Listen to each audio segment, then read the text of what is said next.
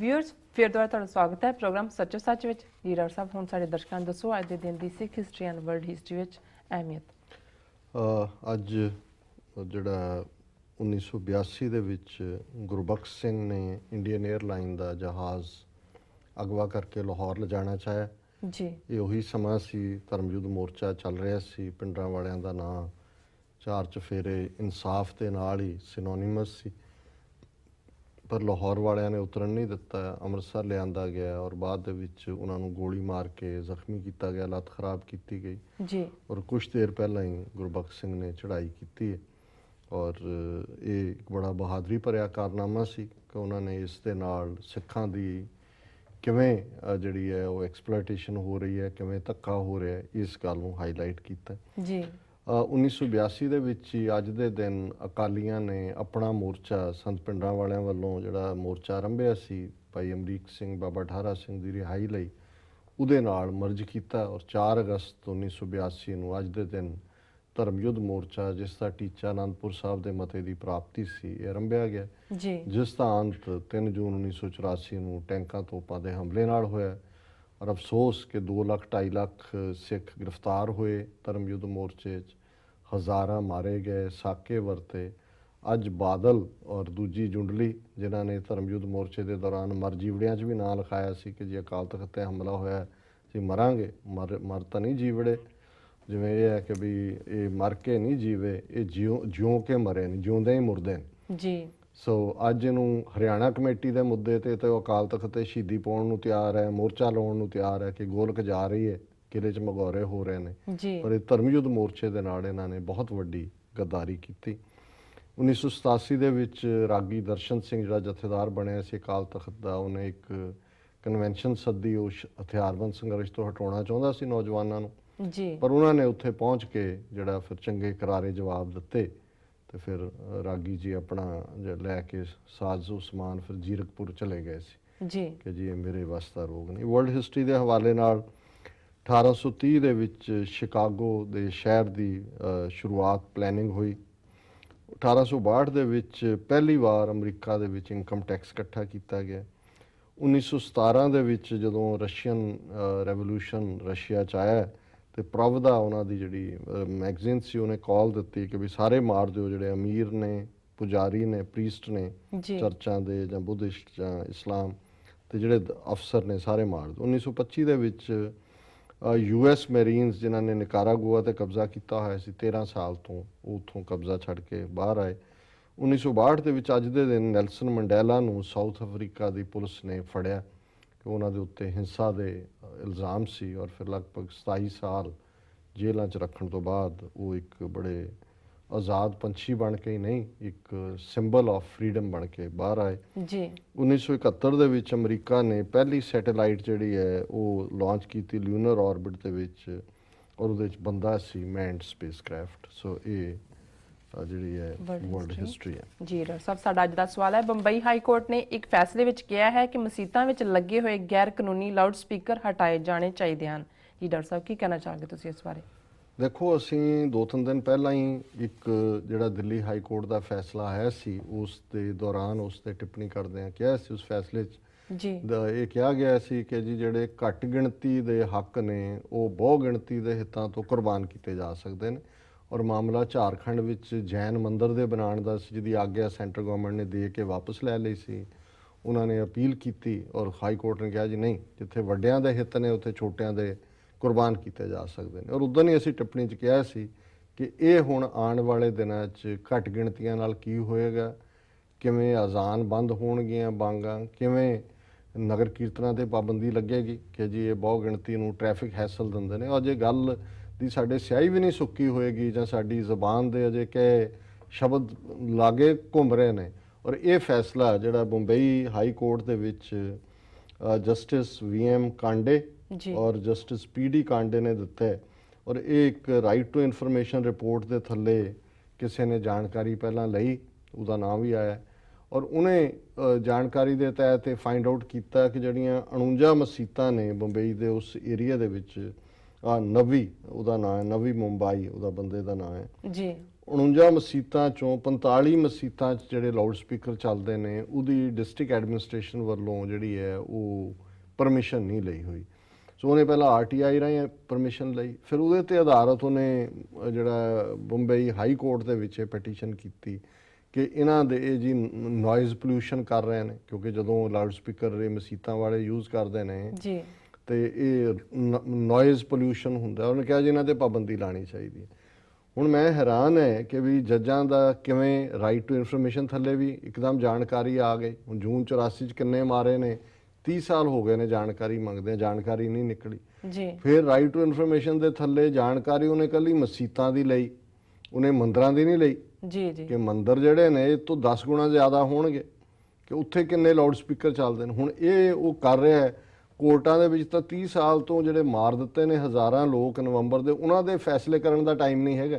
ਜੀ ਸੋ ਜੱਜਾਂ ਨੂੰ ਹੋਰ ਕੁਝ ਨਹੀਂ ਸੁਝਿਆ, ਉਹਨਾਂ ਨੇ ਇੱਕਦਮ ਉਸ ਪਟੀਸ਼ਨ ਤੇ ਕਰਕੇ ਉਹਨਾਂ ਨੇ ਫੈਸਲਾ ਵੀ ਸੁਣਾ ਦਿੱਤਾ ਕਿ ਜੀ ਇਹ ਵਾਕਈ ਇਹ ਨੋਇਜ਼ ਪੋਲਿਊਸ਼ਨ ਹੁੰਦਾ ਹੈ, ਇਹਨਾਂ ਦੇ ਲਾਊਡ ਸਪੀਕਰ ਕੈਪਚਰ ਕਰ ਲਓ, ਦੂਜਾ ਕਰ ਲਓ। ਅਸੀਂ ਇਹ ਕਿਹਾ ਸੀ ਕਿ ਹੁਣ ਉਹ ਵੀ ਹੋਏਗਾ ਕਿ ਵੀ ਆ ਬਾਹਰ ਜਿਹੜੇ ਨਮਾਜ਼ 5 ਨਮਾਜ਼ਾਂ ਮੁਸਲਮਾਨਾਂ ਲਈ ਜ਼ਰੂਰੀ ਨੇ, ਬਾਹਰ ਪੜ੍ਹਦੇ ਨੇ ਕਿ ਜੀ ਇਹ ਸਾਡੀ ਜਿਹੜੀ ਹੈ ਜਦੋਂ ਨਜ਼ਰ ਪੈਂਦੀ ਹੈ ਤਾਂ ਸਾਨੂੰ ਚੰਗਾ ਨਹੀਂ ਲੱਗਦਾ, ਜਾਂ ਇਹ ਸਾਡਾ ਟ੍ਰੈਫਿਕ ਰੋਕ ਲੈਂਦੇ ਨੇ, ਜਾਂ ਦਫ਼ਤਰਾਂ ਦੇ ਵਿੱਚ ਹੀ ਇਹਨਾਂ ਨੂੰ ਤੁਸੀਂ ਕਮਰੇ ਅੱਡ ਦਿੱਤੇ ਹੋਏ ਨੇ ਕਿ ਦੁਪਹਿਰ ਵੇਲੇ ਨਮਾਜ਼ ਦੇ ਵੇਲੇ ਉਹ ਇਹਨਾਂ ਤੇ ਪਾਬੰਦੀ ਲਾਓ। ਸੋ ਇਹ ਜਿਹੜਾ ਹੁਣ ਆ ਜਿਹੜੇ ਔਰ ਹੁਣੇ ਹੀ ਕਿਉਂ ਇਹ ਜੁਡੀਸ਼ਰੀ ਜਿਹੜੀ ਸੁੱਤੀ ਪਈ ਸੀ, ਨਵੰਬਰ ਦਾ ਸਿੱਖਾਂ ਦਾ ਕਤਲੇਆਮ ਹੁੰਦਾ ਹੈ, ਗੁਜਰਾਤ ਦੇ ਵਿੱਚ ਹੁੰਦਾ ਹੈ, ਉੜੀਸਾ 'ਚ ਸੈਂਕੜੇ ਈਸਾਈ ਮਰਦੇ ਨੇ, ਹਜ਼ਾਰਾਂ ਬੇਘਰੇ, ਉਦੋਂ ਇਹ ਨਹੀਂ ਉੱਠਿਆ ਕੋਈ ਵੀ। ਜੀ ਜੀ ਸੋ ਇਹ ਜ਼ਾਹਰ ਹੈ ਕਿ ਜਿਹੜਾ ਹਿੰਦੂਤਵਾਦ ਦੀ ਡੋਮੀਨੈਂਸ ਹੈ ਉਹ ਹੁਣ ਜ਼ਾਹਰ ਹੈ ਵੀ ਜੁਡੀਸ਼ਰੀ ਉਹਨਾਂ ਦੀ ਐਗਜ਼ੈਕਟਿਵ। ਔਰ ਇਹੋ ਜਿਹਾ ਇੱਕ ਵਾਕਿਆ ਕਸ਼ਮੀਰੀ ਪੰਡਤਾਂ ਦੇ ਹਵਾਲੇ ਨਾਲ ਆਇਆ, ਉੱਥੇ ਇੱਕ ਕੋਈ ਨਾਗ ਸਰ ਕੇ ਕੀ ਹੈ ਕਸ਼ਮੀਰ ਦੇ ਵਿੱਚ 40 ਸਾਲ ਤੋਂ ਉੱਥੇ ਕੋਈ ਨਹੀਂ ਸੀ ਜਾਂਦਾ ਯਾਤਰਾ ਲਈ।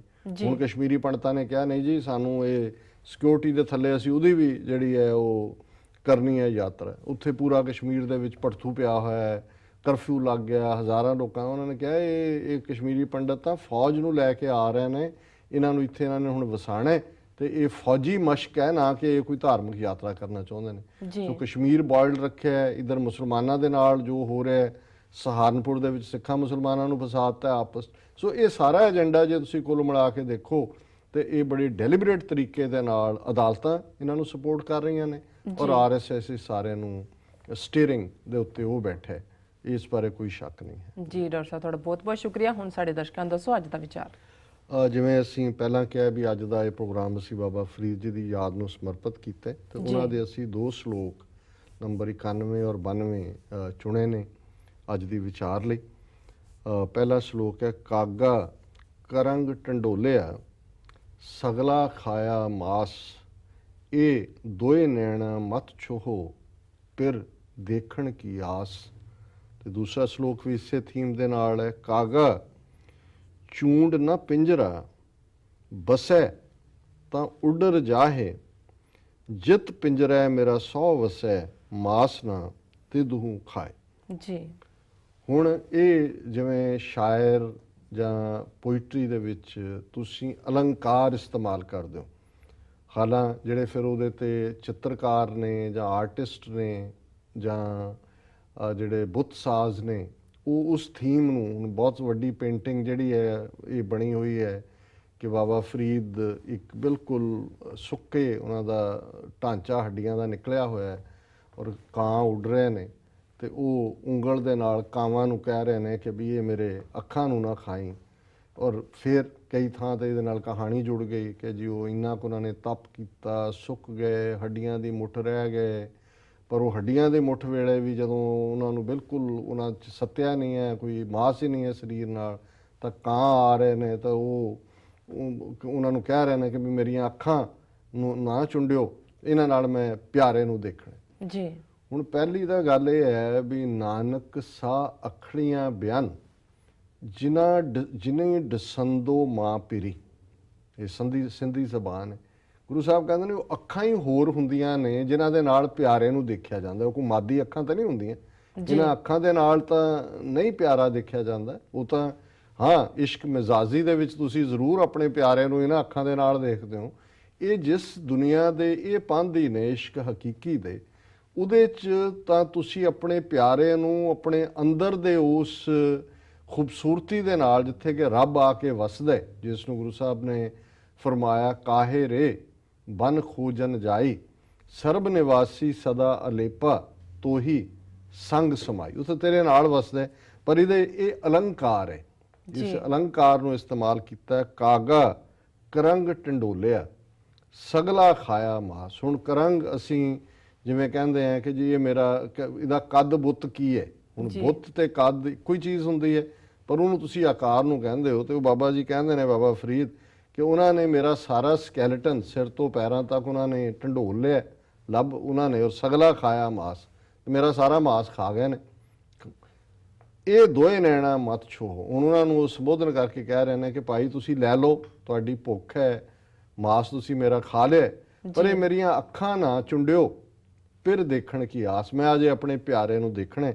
ਤੇ ਹੁਣ ਇੱਕ ਸਟੈਪ ਹੋਰ ਅੱਗੇ ਜਾਂਦੇ ਨੇ, ਕਾਗਾ ਚੂੰਡ ਨਾ ਪਿੰਜਰਾ। ਹੁਣ ਪਹਿਲਾਂ ਤਾਂ ਅੱਖਾਂ ਬਚਾਈਆਂ ਜੀ, ਫਿਰ ਇਹ ਕਿਹਾ ਵੀ ਇਹ ਕਰਾਓ ਕਾਂ, ਤੂੰ ਮੇਰਾ ਇਹ ਪਿੰਜਰ ਜਿਹੜਾ ਸਾਰਾ ਮੇਰਾ ਵਜੂਦ ਹੈ ਇਹਨੂੰ ਨਾ ਚੁੰਡ, ਬਸੈ ਤਾਂ ਉੱਡਰ ਜਾਏ। ਜੇ ਤੂੰ ਆ ਕੇ ਬੈਠ ਹੀ ਗਿਆ ਮੇਰੇ ਪਿੰਜਰ ਤੇ, ਬੈਠਾ ਬਸੈ ਤਾਂ ਉੱਡਰ ਜਾਏ, ਤਾਂ ਉੱਡ ਜਾਏ ਇਹਦੇ ਤੋਂ, ਤੂੰ ਇਹਦੇ ਤੇ ਨਾ ਕਰ। ਕਿਉਂ ਜਿਤ ਪਿੰਜਰਾ ਮੇਰਾ ਸ਼ੌ ਵਸੈ, ਕਿਉਂਕਿ ਇਸ ਮੇਰੇ ਵਜੂਦ ਦੇ ਵਿੱਚ ਮੇਰਾ ਰੱਬ ਵਸਦਾ ਜੀ। ਮਾਸ ਨਾ ਤੇ ਦੁਖਾਏ, ਇਸ ਚੋਂ ਤੂੰ ਮਾਸ ਨਾ ਚੁੰਡ, ਕਿਉਂਕਿ ਮੇਰੇ ਸਾਰੇ ਵਜੂਦ ਦੇ ਵਿੱਚ ਉਹ ਵਸਦਾ। ਹੁਣ ਕਿੱਥੇ ਤਾਂ ਚਾਹਨਾ ਹੈ ਵੀ ਸਿਰਫ ਅੱਖਾਂ ਨਾਲ ਰੱਬ ਦੇਖੀਏ। ਹੁਣ ਨਾਲ ਹੀ ਇਹ ਗੱਲ ਕਲੀਅਰ ਕਰ ਦਿੱਤੀ ਕਿ ਰੱਬ ਜਦੋਂ ਕਿਸੇ ਦੇ ਅੰਦਰ ਆ ਕੇ ਵਸਦਾ ਤਾਂ ਉਹਦੇ ਸਾਰੇ ਵਜੂਦ 'ਚ ਵਸਦਾ। ਫਿਰ ਉਹਨਾਂ ਅੱਖਾਂ ਨਾਲ ਵੀ ਉਸ ਰੱਬ ਨੂੰ ਹੀ ਦੇਖ ਰਿਹਾ ਹੁੰਦਾ ਕਿ ਜਤ ਦੇਖਾਂ ਤਤ ਤੂੰ, ਕਿ ਉਹਨੂੰ ਉਹ ਨਿਰੰਕਾਰ ਹੀ ਹਰ ਪਾਸੇ ਨਜ਼ਰ ਆ ਰਿਹਾ ਹੁੰਦਾ। ਸੋ ਇੰਨੀ ਖੂਬਸੂਰਤੀ, ਇਹ ਡੈਪਥ ਬਾਬਾ ਫਰੀਦ ਜੀ ਦੇ ਸਲੋਕਾਂ ਦੀ ਜਿਹੜੀ ਹੈ ਸਾਨੂੰ ਰਾਹ ਦਸੇਰਾ ਸਾਡਾ, ਸਾਨੂੰ ਦੱਸਦੀ ਹੈ। ਔਰ ਗੁਰੂ ਨਾਨਕ ਸਾਹਿਬ ਨੇ ਉਹਨਾਂ ਦੀ ਬਾਣੀ ਨੂੰ ਲਿਆ ਕੇ ਔਰ ਗੁਰੂ ਅਰਜਨ ਸਾਹਿਬ ਨੇ ਗੁਰੂ ਗ੍ਰੰਥ ਸਾਹਿਬ ਸ਼ਾਮਲ ਕਰਕੇ ਆਪਣੇ ਨਾਲ ਬਾਬਾ ਫਰੀਦ ਨੂੰ ਬਿਠਾਇਆ। ਔਰ ਇਸ ਜੋ ਆਨੰਦ ਹੈ ਉਹ ਇੱਕ ਬੜਾ ਯੂਨੀਕ ਐਕਸਪੀਰੀਅੰਸ ਹੈ। ਤੁਹਾਡਾ ਬਹੁਤ ਬਹੁਤ ਸ਼ੁਕਰੀਆ, ਤੁਸੀਂ ਅੱਜ ਦਾ ਵਿਚਾਰ ਸਾਡੇ ਦਰਸ਼ਕਾਂ ਨਾਲ ਸਾਂਝਾ ਕੀਤਾ। ਵੀਅਰਸ, ਤੁਹਾਡਾ ਬਹੁਤ ਬਹੁਤ ਸ਼ੁਕਰੀਆ, ਤੁਸੀਂ ਆਪਣੇ ਕੀਮਤੀ ਸਮੇਂ ਵਿੱਚੋਂ ਸਮਾਂ ਕੱਢ ਕੇ ਸਾਨੂੰ ਆਪਣੇ ਰਾਏ ਤੇ ਸੁਝਾਅ ਭੇਜੇ। ਤਾਂ ਇਸ ਤਰ੍ਹਾਂ ਭੇਜਦੇ ਰਹਿਣਾ ਸਾਡੇ ਇਸ ਪਤੇ ਤੇ sos@tv84.tv ਤੇ। ਅਸੀਂ ਆਪਣਾ ਪ੍ਰੋਗਰਾਮ ਲੈ ਕੇ ਫਿਰ ਦੁਬਾਰਾ ਹਾਜ਼ਰ ਹੋਵਾਂਗੇ। ਤਦ ਤੱਕ ਲਈ ਮੈਨੂੰ ਤੇ ਆਪਣੇ ਡਾਕਟਰ ਸਾਹਿਬ ਨੂੰ ਆਗਿਆ ਦਿਓ। ਵਾਹਿਗੁਰੂ ਜੀ ਕਾ ਖਾਲਸਾ, ਵਾਹਿਗੁਰੂ ਜੀ ਕੀ ਫਤਿਹ।